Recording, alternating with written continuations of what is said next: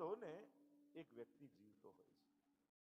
આપણે ભલે એમ ગણતરી કરીએ કે આ સૈનિક આના મર્યા, આટલા સૈનિક આના મર્યા, પણ કેટલા સંબંધો મરી ગયા, માનવતા મરી ગઈ, એનો વિચાર નથી થતો. આખા મહાભારતની તમે ઘટનાઓને જુઓ, ઘણીવાર એમ થાય કે વાંક વ્યક્તિઓનો નથી હોતો, સમયનો ઘણીવાર વાંક હોય છે, સંજોગોનો વાંક હોય છે. અને જ્યારે સંજોગો વિપરીત થાય ત્યારે માણસની સમજણ પણ બદલાઈ જતી હોય છે. જો ઘણીવાર વડીલો પોતાના પાછળની વ્યવસ્થા ન કરી જાય ને, તો પોતે જ પોતાના કુટુંબમાં ઝઘડાના બીજ વાવીને જતા હોય છે. અને એટલા માટે સમય થાય ત્યારે વડીલોએ પરિવારની, કુટુંબની વ્યવસ્થાઓ કરી દેવી જોઈએ. વ્યવસ્થા નહીં કરવાથી જ અવ્યવસ્થા પેદા થાય છે. અકારણ ન ધાર્યા હોવા છતાં ઘણીવાર ઝઘડાના કારણો વડીલો પરિવારમાં મૂકી જતા હોય છે. ક્યાંક મહાભારતના યુદ્ધમાં તમે જુઓ, અધિકાર ધૃતરાષ્ટ્રનો છે, મોટો દીકરો છે, મોટા પુત્ર છે, અંધ છે, એટલે રાજા પદ સંભાળી ન શકે, એટલે પાંડુને રાજા બનાવવામાં આવે. પણ હવે એમનો દીકરો ધૃતરાષ્ટ્ર, એમનો દીકરો દુર્યોધન તૈયાર છે, રાજાના બધા જ લક્ષણો છે, પણ અધિકાર પાંડુનો, અને એના પછી યુધિષ્ઠિરનો આવે. અને ત્યાંથી ધર્મ ક્ષેત્રે, કુરુક્ષેત્રે સમવેત્તા યુયુત્સવઃ મામકાહ પાંડવાશ્ચૈવ કિમ અકુર્વત સંજય. અને મારા અને તારામાંથી જે યુદ્ધની શરૂઆત થાય છે, મહાભારતના એવા અનંત પ્રસંગો કેટલી સમજણ આપણને આપીને જાય છે. આપણે લોકો એવા બહાનાઓ કાઢીએ કે અરે મહાભારત ઘરમાં ન રખાય ને ન વંચાય, નહીં તો મહાભારત થાય. અચ્છા, તો ભાગવત રાખવાથી ભાગવત થાય છે ઘરમાં? મહાભારત માટે એવી કલ્પનાઓ આપણે કરી લઈએ, અને જેને ત્યાં નથી ને એને ત્યાં થતી હોય. જેને કરવા જ છે મહાભારત, જીવનમાં મહાભારત વાંચજો, ઘણા બધા ઝઘડાઓથી બચી જશો. કારણ કે યુદ્ધ મનના સ્તરથી શરૂ થઈ મેદાન સુધી પહોંચતું હોય છે. યુદ્ધ સીધું મેદાનમાં નથી આવતું, પહેલા મનમાં પેદા થતું હોય છે. અને આ મનમાંથી નીકળેલું, પ્રગટેલું યુદ્ધ મેદાનમાં પહોંચે તો એની અભિવ્યક્તિ જ હોય છે. આજે દરેકના મનમાં કોઈ ને કોઈ પ્રકારના યુદ્ધ અને દ્વંદ્વ ચાલી રહ્યા છે.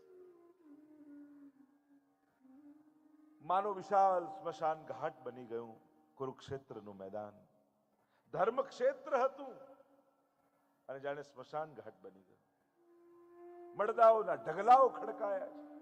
ગિદ્ધ અને સમડીઓ આકાશમાં ઉડતા ઉડતા માંસના લોદાઓ ખેંચી ખેંચી આકાશમાં ઉડી રહ્યા છે. ચારે બાજુ દુર્ગંધ વ્યાપી છે. સ્ત્રીઓના અને બાળકોના રડવાની કિકિયારીઓ દૂર દૂરથી સંભળાય છે.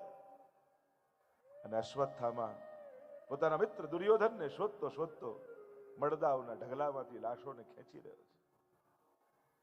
દુર્યોધનનો અવાજ સંભળાયો, દોડતો દુર્યોધન પાસે ગયો, વચન આપ્યું અને વચન માંગ્યું દુર્યોધને કે મરતા પહેલા પાંચે પાંડવોના કપાયેલા મસ્તક જોવા માંગુ છું. વચન આપ્યું છે અશ્વત્થામાએ. સામે છાતીએ લડવાની તાકાત અશ્વત્થામાની નથી. શું કરવું વિચાર કરે છે. મનમાં થયું હવે યુદ્ધ થાય એમ તો છે નહીં, પણ પાંડવો સૂતા હોય ને ત્યારે છાવણીમાં પ્રવેશ કરીને પાંચે પાંડવોના શિરચ્છેદ કરી દો. અને આમ વિચાર કરીને ખુલ્લું ખડગ લઈને પ્રવેશવાનો પ્રયાસ. ભગવાન જાણી ગયા.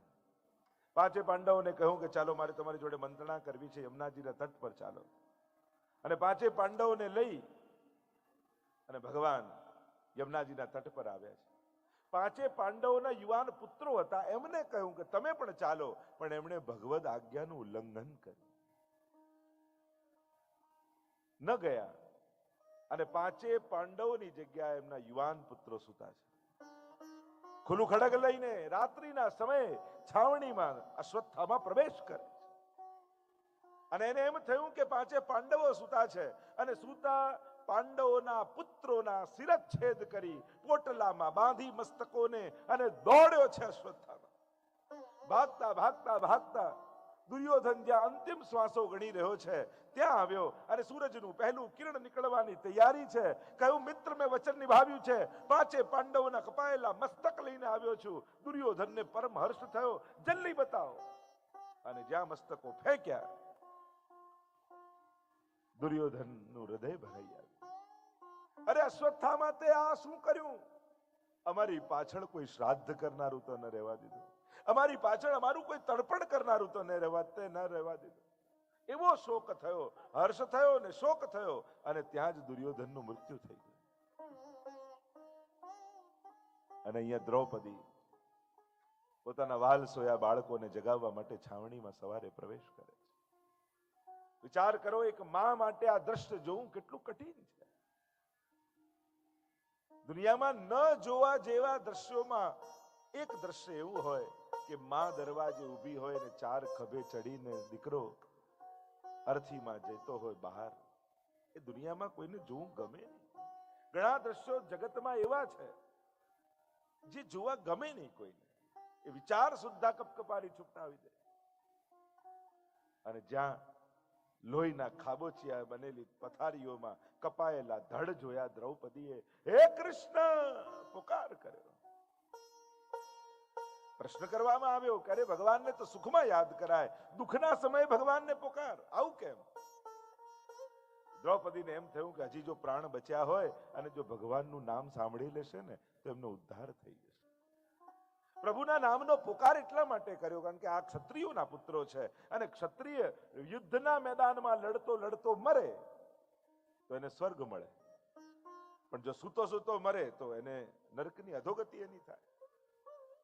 મહાભારતમાં તો ત્યાં સુધી બતાવ્યું કે દુર્યોધનને પણ સ્વર્ગ મળ્યું, કારણ કે કર્તવ્ય નિભાવતા નિભાવતા મૃત્યુને પ્રાપ્ત થાય. ક્ષત્રિય યુદ્ધના મેદાનમાં મરે છે તો સ્વર્ગ પ્રાપ્તિ કઈ. અને ચિંતા એ થઈ કે મારા ક્ષત્રિયોના બાળકો સુતા સુતા મર્યા, ક્યાંક એમની અધોગતિ ન થઈ જાય, એટલા માટે ભગવાનના નામનો પુકાર કર્યો. અતોવા પ્રાપ્સસી સ્વર્ગમ જીત્વા વા ભોક્ષસે ભયમ. ગીતાજીમાં ભગવાને કહ્યું ને, મરીશ તોય તને સ્વર્ગ મળવાનું છે. સ્વકર્તવ્ય સ્વધર્મ નિભાવતા નિભાવતા વ્યક્તિ જો સદગતિને પ્રાપ્ત થાય ની અધોગતિ ભગવાન થવા નથી દેતા. અહીંયા પ્રભુ પાંડવોને લઈને દોડતા આવ્યા છે, અને જ્યાં દ્રશ્ય જોયું ક્રોધ આવ્યો બધા જ 5 પાંડવોને. અર્જુને કહ્યું કે આ દુષ્કૃત્ય કરનારને નહીં છોડું, એનું મસ્તક ધડથી અલગ કરી દઈશ. રથની લગામ પરમાત્માએ ખેંચી, અર્જુન સવાર થયો, આગળ આગળ અશ્વત્થામા ભાગે છે અને પાછળ પાછળ પરમાત્માનો રથ આવી રહ્યો છે. કેશથી પકડ્યો અશ્વત્થામાને, અને ભાગવતમાં એમ લખે છે કે જેમ બલિ ચડાવવા માટે કોઈ પશુને ઘસડતા ઘસડતા ખેંચીને લાવવામાં આવે, એ રીતે અશ્વત્થામાને ખેંચતા ખેંચતા અહીં લાવવામાં આવી. અને આ દ્રશ્ય જુએ છે દ્રૌપદી. મહાભારતની દ્રૌપદી અને ભાગવતની દ્રૌપદીમાં ઘણો મોટો ફરક છે. ભાગવત એ ભક્તિ ગ્રંથ છે. અહીંયા દરેકને ભક્તિના દૃષ્ટિકોણથી જોવામાં આવે છે. મહાભારતની દ્રૌપદીમાં ક્યાંક અહંકાર છે, ક્યાંક ઈર્ષ્યા છે, ક્યાંક દ્વેષ છે, ક્યાંક લડી લેવાની ભાવના છે. ભાગવતની દ્રૌપદી ભગવત ભક્તા છે. અને એક ભક્ત જીવનમાં આવેલા પ્રશ્નોના ઉકેલ કઈ રીતે શોધે એ ભાગવત સમજાવે છે. એક વસ્તુ યાદ રાખો, જીવનમાં સુખ દુઃખ આવવાના, પણ એક વ્યક્તિ બનીને ઉકેલ કાઢવા જશો ને તો ક્લેશ મળશે, પણ એક વૈષ્ણવ બનીને ઉકેલ કાઢશો ને તો જીવનમાં શાંતિ આવશે. કારણ કે જ્યારે જ્યારે વ્યક્તિ બનીને કોઈ ઉકેલ કાઢવા જઈએ છે ને તો રાગ, દ્વેષ, ઈર્ષા, લોભ, ભય આ બધું જ સામે આવીને ઊભું હોય છે. આપણે તો આપણી જાતને પ્રશ્ન કરવાનો કે આવો વ્યક્તિ સામે હોય અથવા આવા સંજોગો સામે હોય ત્યારે એક મહાપ્રભુજીના સેવકે શું કરવું જોઈએ, એક વૈષ્ણવે શું કરવું જોઈએ. વ્યક્તિ બનીને વિચારશો તો લડી લેવાની ભાવના આવશે, વૈષ્ણવ બનીને વિચારશો તો ત્યાગની અને સહન કરવાની ભાવના આવશે. અને સહન તો સમજદારે જ કરવાનું આવે. નાદાન વ્યક્તિઓ સહન ન કરે, એ તો લડે, એ તો માંગે, એ તો ઝૂંટવે, એ તો ઝઘડે. એ તો ઘણા કે અમે સમજીએ છીએ અમારે જ સહન કરવાનું. હા, કારણ કે તું સમજદાર છું. નાદાન વ્યક્તિઓ ક્યારેય ન સમજે. સમજદારે જ સહન કરવાનું હોય. અને સહન કરવાની વૃત્તિ સમજદારમાં જ હોય. ઘરમાં કોઈ એક વ્યક્તિ એવું હોવું જોઈએ જે પોતાનો સુખનો ત્યાગ કરીને પણ ઘરને જોડીને રાખે. જે જગ્યાએ બધા જ લોકો પોતાના હકની જ વાત કરતા હોય ને ત્યાં ભેગા રહેવું બહુ અઘરું થઈ જાય. મારો રાઈટ, મારો હક આમાં લાગે. અને જ્યાં પોતાના કર્તવ્યોની, ફરજની વાત થતી હોય ને ત્યાં જ સાથે રહી શકાય. કોઈને પણ હકની વાત કરતા પહેલા પોતાના ફરજનો વિચાર કરવો જોઈએ. પિતા સામે મારો આ હક, પણ મેં પુત્રનું કર્તવ્ય નિભાવ્યું. પતિ સામે મારો હક, મેં પત્નીનું કર્તવ્ય નિભાવ્યું. ભાઈ સામે મારો હક, પણ મેં ભાઈનું કર્તવ્ય નિભાવ્યું. પહેલા કર્તવ્ય નિભાવવું અને પછી હકની વાત કરવી. અહીંયા જ્યારે અશ્વત્થામાને ઘસડતા લાવતો જોયો અને દ્રૌપદી બોલ્યા, મુચ્યતામ મુચ્યતામ એશ બ્રાહ્મણો નિતરામ ગુરુ. છોડ દીजिए इसे, छोड़ दीजिए. અરે આ તો આતતાઈ છે. આતતાઈને જુઓ ત્યાં મારી નાખો એમ શાસ્ત્ર કહે છે. તમે છોડી દેવાની વાત કરો છો. આને કેમ છોડાય? સુતેલા 5 પુત્રોના વધ આણે કર્યા છે અને શાસ્ત્ર એમ કહે કે આતતાઈને જુઓ એ જ સમયે મારી નાખો. એશ બ્રાહ્મણ. આ બ્રાહ્મણ છે. શાસ્ત્ર એમ કહે છે કે બ્રાહ્મણને મૃત્યુદંડ ન અપાય. ગમે તેવો અપરાધ એને કર્યો હોય છતાં મૃત્યુદંડ બ્રાહ્મણ માટે નથી. નિતરામ ગુરુ કહ્યું, આ તો ગુરુપુત્ર છે અને ગુરુપુત્ર પણ ગુરુ રૂપ હોય. જે વિદ્યા દ્રોણાચાર્ય અર્જુનને શીખવાડી એ તો એમના પોતાના પુત્રને નથી શીખવાડી. જે કૃપા ગુરુદેવની પાંડવો પર રહી છે એવી તો પોતાના પરિવાર પર પણ નથી રહી. એટલા ઉપકાર ગુરુના છે તો એના પુત્રને કેમ મારી શકાય? અને દ્રૌપદી કહે છે કે સૌથી મોટી વાત તો એ કે અશ્વત્થામા પણ કોઈ માનો દીકરો છે અને એક માં થઈ જે દુઃખનો અનુભવ હું કરી રહી છું એ જ દુઃખનો અનુભવ બીજી માને કેમ કરાવી શકું? છોડી દો આને. શાસ્ત્ર કહે કે આતતાઈને જુઓ ત્યાં મારી નાખો.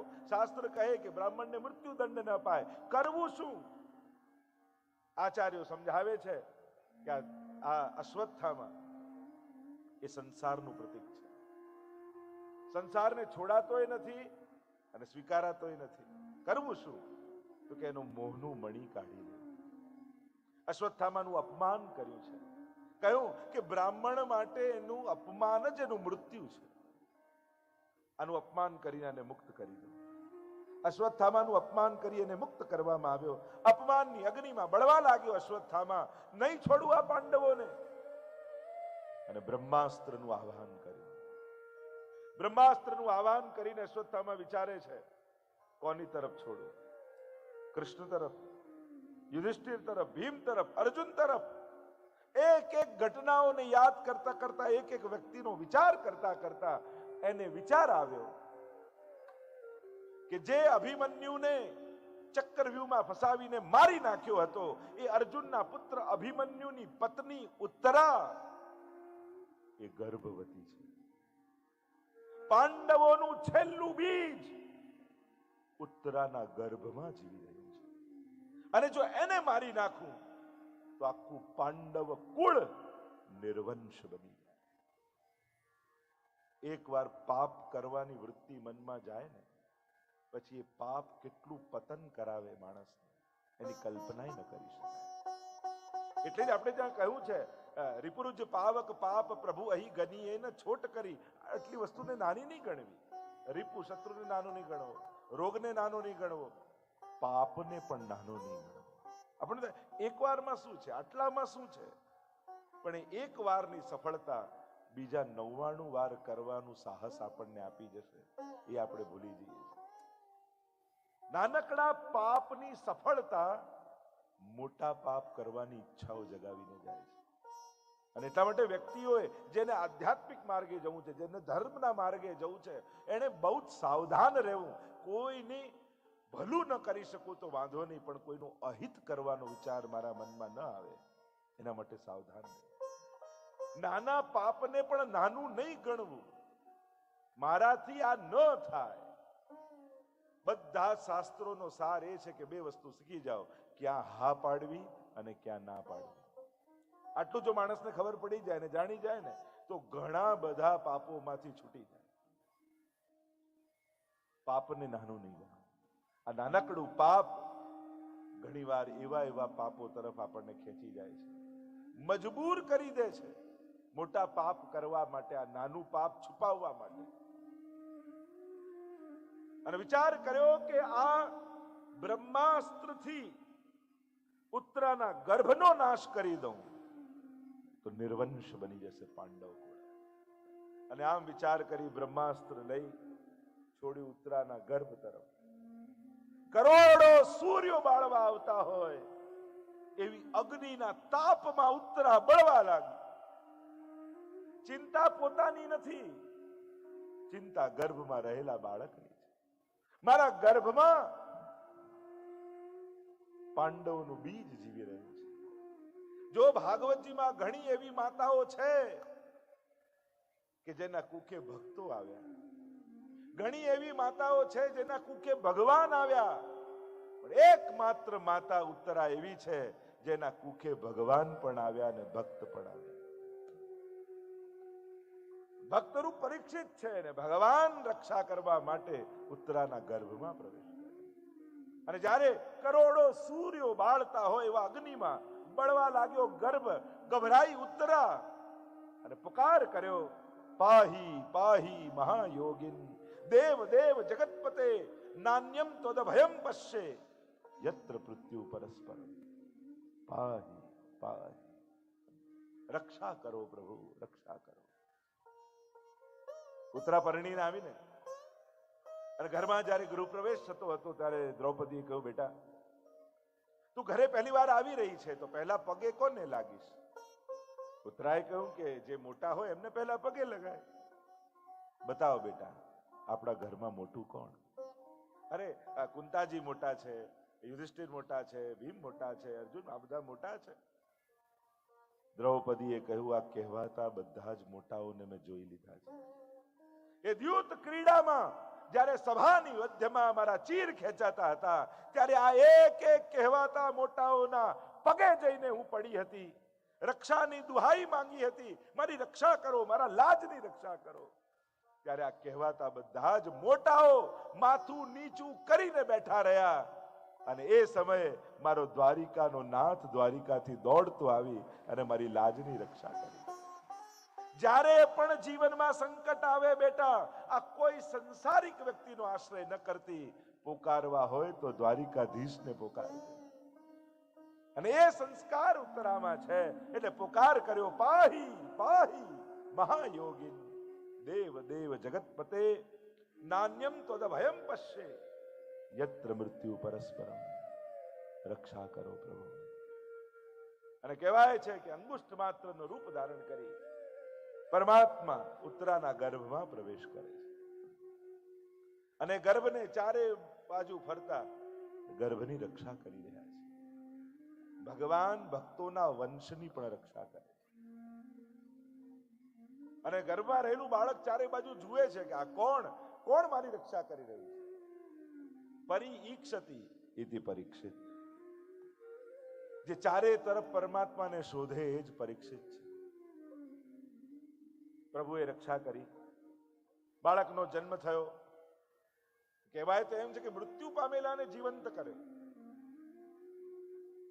પ્રભુ કહેવા લાગ્યા કે આટલા સમયથી હું હસ્તિનાપુર છું, હવે મારે દ્વારિકા જવું છે. બધા જ આજીજી કરે છે, પણ પ્રભુ કહે આટલા સમયથી હું અહીંયા છું અને દ્વારકાવાસીઓ મારી પ્રતીક્ષા કરતા હશે, હવે આજ્ઞા આપો તો હું જાઉં.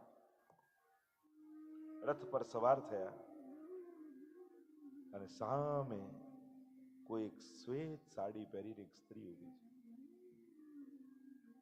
ધીમે પગલે આગળ આવી અને જોયું તો આ તો કુંતા જ. નીચે ઉતર્યા પ્રભુ, નિકટ આવ્યા અને કુંતાજી નિકટ આવીને જ્યાં પ્રભુના ચરણોનો સ્પર્શ કરવા ગયા, પ્રભુ બે ડગલા પાછળ ખસી ગયા. અરે ભઈબા, આ શું કરો છો? માં, માસી અને ફોઈ આ ત્રણેય સમાન આદરણીય કહેવાય અને તમે મને પગે લાગો છો.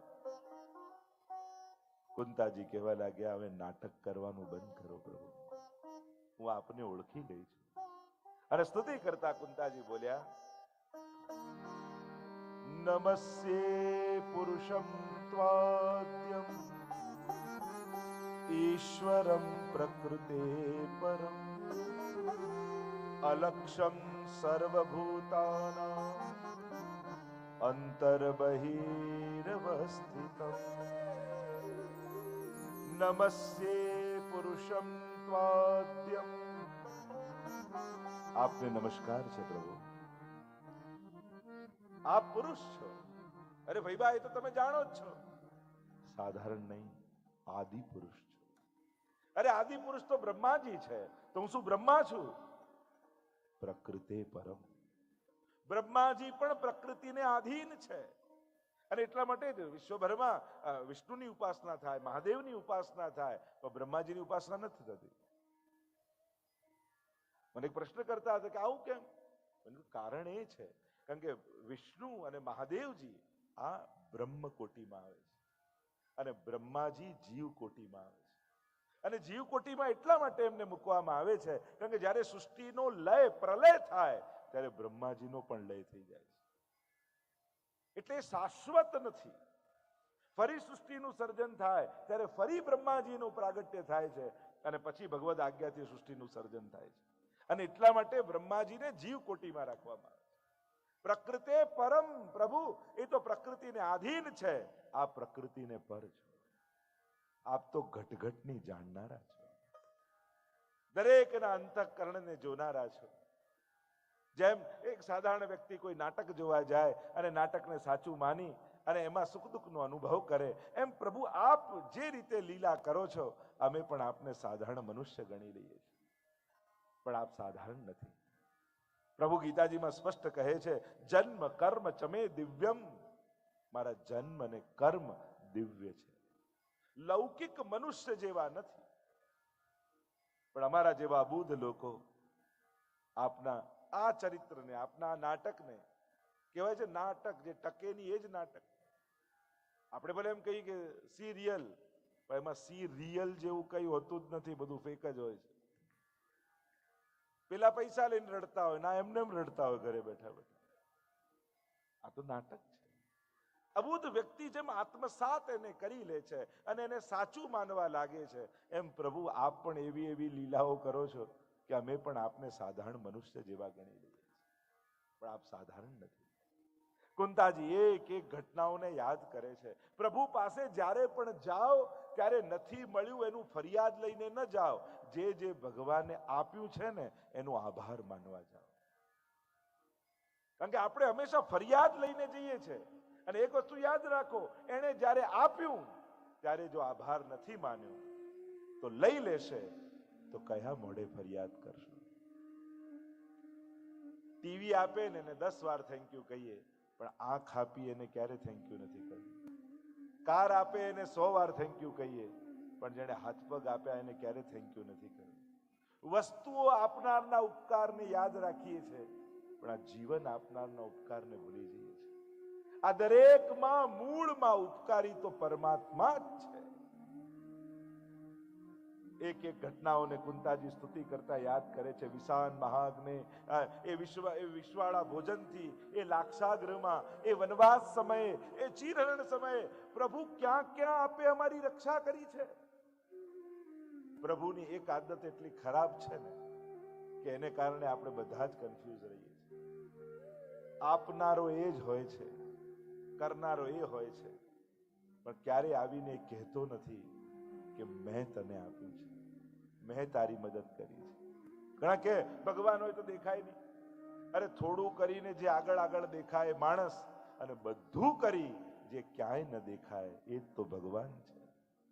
ભગવાનને દેખાવાની આદત જ નથી, કરનારો એ જ છે, પણ એ રીતે કરે છે કે માણસને એમ લાગે મારી હોશિયારી, મારા પુરુષાર્થ. જો ગમે તેટલી મોટી અગાસી હોય, દોરી હોય, પતંગ હોય, બધી જ વ્યવસ્થા હોય, પણ પવન ના હોય તો ચડે? આ પવન છે ને ઠાકોરજીની કૃપા છે.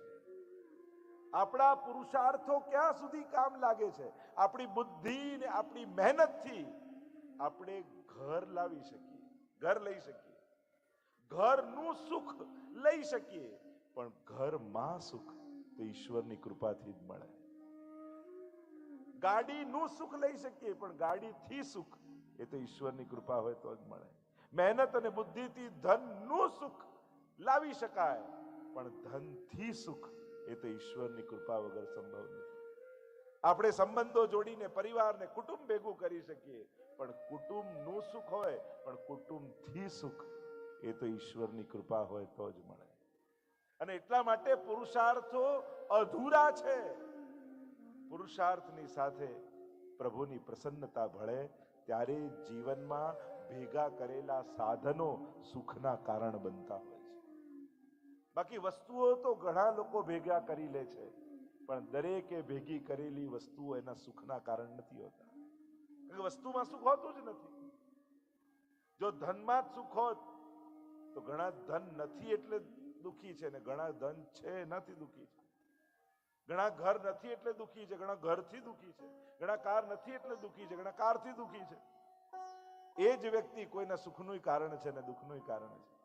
મૂળ વાત એ છે, ઈશ્વરની કૃપા જ્યારે પુરુષાર્થમાં ભળે છે ને ત્યારે જીવનમાં પ્રસન્નતા પથરાતી હોય છે. એટલે પ્રભુના ઉપકારોને ક્યારે ભૂલતા નહીં. જ્યારે જ્યારે પ્રભુ આગળ જઈને ઉભા રહો ત્યારે એક એક ઘટનાઓને યાદ કરો. ઉપકાર તમારા ભારે રે ઓ શ્રીજી બાવા, ઉપકાર તમારા ભારે રે ઓ શ્રીજી બાવા, હું દેખું વારે વારે રે ઓ શ્રીજી બાવા, મેં જે માગ્યું તે આપ્યું, દુઃખ પડતા પહેલા કાપ્યું. મેં જે માગ્યું તે આપ્યું, દુઃખ પડતા પહેલા કાપ્યું. મન નિજ પદ માહે સ્થાપ્યું રે ઓ શ્રીજી બાવા, ઉપકાર તમારા ભારે રે ઓ શ્રીજી બાવા. આપણને જીવનના 4-5 પ્રસંગો યાદ હોય, અહીંયા ભગવાને બચાવ્યા, અહીંયા ભગવાને બચાવ્યા, અહીંયા ભગવાને બચાવ્યા.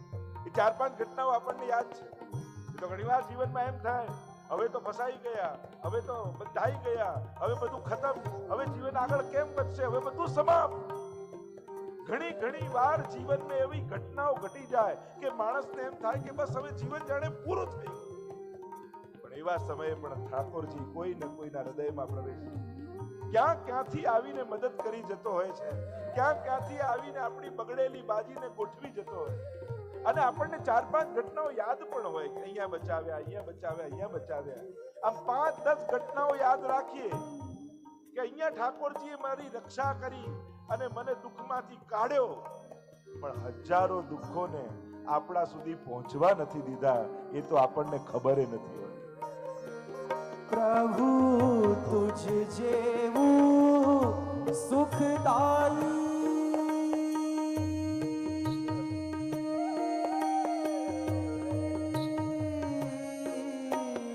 પ્રભુ તુજ જેવું સુખદાયી, તુજ જેવી મન મોટાઈ.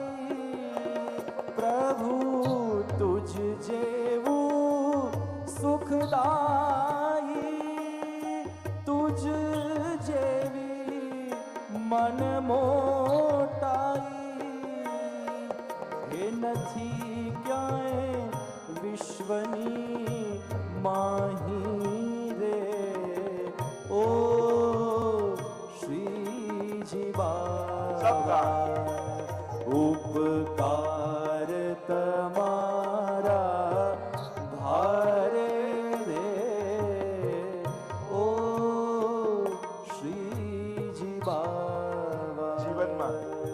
કદાચ કોઈ ગ્રંથો ન વાંચ્યા, કોઈ કથા ન સાંભળી, પણ પોતાના ભૂતકાળને યાદ કરશો ને તો ભગવાન પર ભરોસો બેસે. કેવી કેવી ઘટનાઓ ને કેવા કેવા સમયો જીવનમાં સામે આવે અને માણસને એમ થાય કે હવે આમાંથી નહીં નીકળાય, આમાં બસાઈ જશે, પૂરું થઈ. અને પ્રભુ કોઈના રૂપે, કોઈના હૃદયમાં બેસી, કોઈની જીભમાં બેસી, કોઈના પગમાં પ્રવેશી આપણા માટે દોડતો હોય. ભગવાન આપણા બધા કાર્યો કરતો હોય છે, આપણી આંખો ઓળખી નથી શકતી. આપણને એમ લાગે કે મેં ધાર્યું એ રૂપે આવે તો, અરે ના, એ કેટલી વાર આપણા માટે કેટલાની ભીતર પ્રવેશી જતો હોય છે અને આપણા કામો સહજમાં કરી આવતો. માણસ પાસે સત્સંગ હોય ને તો એ ઓળખી જાય, હમણાં આ વ્યક્તિ નહીં, આની ભીતર મારા પરમાત્મા બોલ્યા છે. હમણાં આ મારા માટે નથી દોડતો, ઠાકોરજી એના પગનો ઉપયોગ કરીને મારા માટે ભાગી ગયા. સુદામાને કુબેરનો વૈભવ આપ્યો, સુદામાને ખબર ન પડવા દીધી કે મેં તને આપ્યું. પટરાણીઓએ કહ્યું કે અરે પ્રભુ, કહી દીધું હોત એનો રસ્તો જલ્દી કપાઈ જાય. એ આનંદ કરતો કરતો ઘરે પહોંચી ગયો હોત. પ્રભુ કહે, માંગનારો માંગી ન શકતો હોય તો હું આપનારો થઈ કેમ એને કહી દઉં કે મેં તને આપ્યું. હું ક્યારે કોઈને પણ યાદ અપાવી એને નાનો નથી બનાવ્યો. હો દેવ લોક તણું હિત મારું, તમે કરતા ન્યારું ન્યારું. દેવ લોક તણું હિત મારું, તમે કરતા ન્યારું ન્યારું. શું શું તે હું રે સંભારું રે, ઓ શ્રીજી બાવા. ઉપકાર તમારા ભારે રે, ઓ શ્રીજી બાવા. એક વાત ચોક્કસ છે, તમે માંગો ત્યારે એ આપે જરૂરી નથી, પણ તમને જ્યારે સાચી જરૂર હોય ત્યારે આપે. પ્રસંગ કહેતા ને કે ભગવાન શેરડી છોલતા હતા અને આંગળી કપાઈ ગઈ. આંગળી કપાઈ ગઈ એટલે આઠે પટરાણીઓ કે કપડું ગોતવા નીકળી કે પ્રભુને બાંધી દઈએ. દ્રૌપદીએ સાડી ચીરી અને ચીથરું બાંધી દીધું પ્રભુની આંગળીએ. અને રાતના રૂક્ષ્મણીજીની બાજુમાં બેઠા બેઠા પરમાત્મા એક એક તાતણા ગણી રહ્યા છે અને કહ્યું 999. રૂક્ષ્મણીજી કે આ શું ગણો છો આપ? પ્રભુ કે હમણાં તમને ખબર નહીં પડે. ભગવાન જો બીજા દિવસે જ 999 સાડી મંગાવી દ્રૌપદીને જો ઉપહારમાં આપી દીધી હોત તો ઇતિહાસના પાનામાં લખાઈ ન હોત. પણ દ્યુત ક્રીડામાં જ્યારે ચીર ખેંચાતા હતા, કોઈ મદદ કરવા ઊભું નતું થતું, ત્યારે દ્વારિકાનો નાથ દ્વારિકાથી આવી અને 999 ચીર પૂરે, ત્યારે એ મહાભારતની કથામાં લખાતું હોય છે. ઉપકાર તમારા ભારે રે, ઓ શ્રીજી. આપણે માંગીએ ત્યારે નહીં, આપણને જરૂર હોય ત્યારે. માણસને ખબર નથી હોતી કે એને સાચી જરૂર ક્યારે છે. ભગવાન એના પુરુષાર્થને શ્રેષ્ઠ બનાવવા માટે હંમેશા એને ચેલેન્જ આપતો હોય છે. તું કરી લઈશ, તું કરી લઈશ. આપણને ભગવાન પર ભરોસો હોય ન હોય જુદી વાત, પણ ભગવાનને આપણા ઉપર ચોક્કસ ભરોસો. એ ભરોસો રાખે છે, ના તું કરી લઈશ, મારી જરૂર તને નહીં પડે, તું કરી લઈશ. હું રથની લગામ પકડી રાખીશ, પણ યુદ્ધ તો તારે જ કરવું પડશે. તને પાંગળો નહીં બનાવો, તને પુરુષાર્થી બનાવીશ. ભગવાન એટલે હંમેશા પ્રયાસ કરે કે જીવ કરે, અને ભગવાન સાથ આપતા જ હોય કોઈ ને કોઈ પ્રકારથી. અર્જુનને ભલે નિહત્થા મહાભારતના યુદ્ધમાં ભગવાન રહ્યા, હથિયાર ન લીધું, પણ કેટલા પ્રકારથી ભગવાને રક્ષા કરી, કેટલા પ્રકારથી. યુદ્ધ જીતવાનું એક જ કારણ હતું પાંડવોનું, અને એ છે કૃષ્ણ. અને એટલા માટે પ્રભુના ઉપકારોને ક્યારે ભૂલતા નહીં. એ ક્યારે યાદ અપાવવા નથી આવવાનો, પણ જીવે ક્યારે ભૂલવાના પણ નથી. આ તો મહાત્માઓ, સંતો, આચાર્યો, ગ્રંથો આપણને વારે વારે યાદ અપાવે. જો આ ઠાકોરજીની કૃપા છે, આ ઠાકોરજીની કૃપા છે. સફળતાનો યશ પણ વૈષ્ણવે જાતે નહીં લેવો, પ્રભુને આપો. પ્રભુ જ કરનારા છે. અહીંયા કુંતાજી સ્તુતિ કરતા પ્રભુને કહે, પ્રભુ એક વસ્તુ માંગુ, આપ આપશો? પ્રભુ કહે કે આપ વડીલોએ તો આજ્ઞા કરવાની હોય, યાચના ન કરવાની હોય. આપ કહો એમ આપું. એમને હાથમાં હાથ મૂકીને વચન આપો કે હું માંગીશ એ આપશો. પ્રભુએ હાથમાં હાથ મૂકીને કહ્યું કે અરે આપ કહેશો એ આપીશ. અને કુંતાજીએ કહ્યું, વિપદઃ સંતુ ન શશ્વત તત્ર તત્ર જગદગુરો ભવતો દર્શનમ યત સ્યાત અપુનર્ભવ દર્શનમ. અને ઠાકોરજી હાથ ખેંચી લીધો. આ શું માંગો છો ભઈવા? કુંતાજીએ કહ્યું, મારો જીવનનો પથ, મારો જીવનનો માર્ગ સંકટોથી ભરી દો, વિપત્તિઓથી ભરી દો. પ્રભુ કહે, આજ સુધી સંપત્તિઓ માંગનારા તો ઘણા આવ્યા, આ વિપત્તિ માંગનારું પહેલું ભક્ત કોઈ મળ્યું. પણ શા માટે આપને વિપત્તિ જોઈએ છે? પ્રભુ, સંકટ હતા તો આપ સાથે હતા, અને હવે સુખ આવ્યું તો અમને છોડીને જવાની વાત કરો છો. વૈષ્ણવને પણ કહીશ, તમારા ઘરમાં પણ વડીલોના ઠાકોરજી બિરાજતા હોય અને ક્યાંક ભાઈઓમાં ભાગલા પડતા હોય તો કદાચ થોડું ધન વધારે આપી દેજો, પણ વડીલોના ઠાકોરજી પોતાની પાસે રાખી લે. કારણ કે એ જો તમારા માથે રહ્યા ને તો બધું ફરીને પાછું આવી જવાનું. ઠાકોરજી જેના માથે રહે છે, ધર્મ હિતે પાયો યહ ધન. પ્રભુ જાય ભક્ત માટે એ જ સંકટનો કાળ છે. પ્રભુ, વિપત્તિ એટલા માટે માંગુ છું કારણ કે જયારે સુખ આવે છે ને ત્યારે સંસાર વધી જાય છે. દૂર દૂરના સગાઓ પણ આવીને કે અમારે તો બહુ નજીકના સગા, અમારે તો સીધો સગા, અમારે તો આમ બહુ નજીકનો સંબંધ, અમારું લૌકિક વધી જાય છે સુખમાં. પ્રભુ, સંકટ એટલા માટે માંગુ છું કે સંસારને છોડવાની તાકાત અમારામાં નથી, પણ દુઃખ આવશે ને તો અમારે સંસાર નહીં છોડવો પડે, સંસારના લોકો જ અમને છોડીને જતા રહેશે. એટલે અમારે છોડવાની ચિંતા જ નહીં રહે. સંસારમાં બધા અનુકૂળ છે તો માનજો કે ઠાકોરજી ઈચ્છે છે કે બધા ભેગા મળીને સત્કર્મ અને ભક્તિ કરીએ. અને સંસારમાં પરિવારમાં બધા વિપરીત છે તો પણ ફરિયાદ નહીં. વૈષ્ણવ તો એમ માને, જો ઠાકોરજીએ મારી લૌકિક આસક્તિઓ છોડાવી દીધી. કારણ કે ઘણીવાર સંબંધોમાં લેણા દેણી પણ હોય છે. જેની જોડે લેણું જ ન હોય તમે ગમે તેટલું સુધારવા જાઓ ને વધારે બગડતું જાય. તમને એમ થાય કે ના હવે એની જોડે બધું સુધારી લઉં, અને સુધારવા જાઓ એ દિવસે વધારે મોટો ઝઘડો થઈ જાય. ઘણી વાર લેણું જ નથી હોતું વ્યક્તિને. અને એટલા માટે વિપત્તિઓથી મારો માર્ગ ભરી દો. કારણ કે સાધારણ વ્યક્તિઓને જે સંકટ લાગે છે ને, ભક્તો માટે તો એ જ કૃપાનો કાળ હોય છે. કારણ કે જયારે દુનિયા છોડીને જતી રહેતી હોય ને ત્યારે ભગવાન બાજુમાં આવીને ઉભો રહી જતો હોય છે. જ્યાં સુધી ભીડ આપણી પાસે છે અને ભીડ ઉપર ભરોસો છે, દુર્યોધનની જેમ કે સેના છે ને જીતી જઈશું, ત્યાં સુધી ભગવાન સામે પક્ષે હોય છે. અને જે દિવસે દુનિયા છોડીને જાય છે ત્યારે ભગવાન આપણી જોડે આવીને ઉભો રહી જતો હોય છે. અને વિજય ત્યાં જ હોય, યત્ર યોગેશ્વર કૃષ્ણ યત્ર પાર્થો ધનુર્ધર તત્ર શ્રી વિજયો ભૂતિર ધ્રુવાનિતિર્મતિર.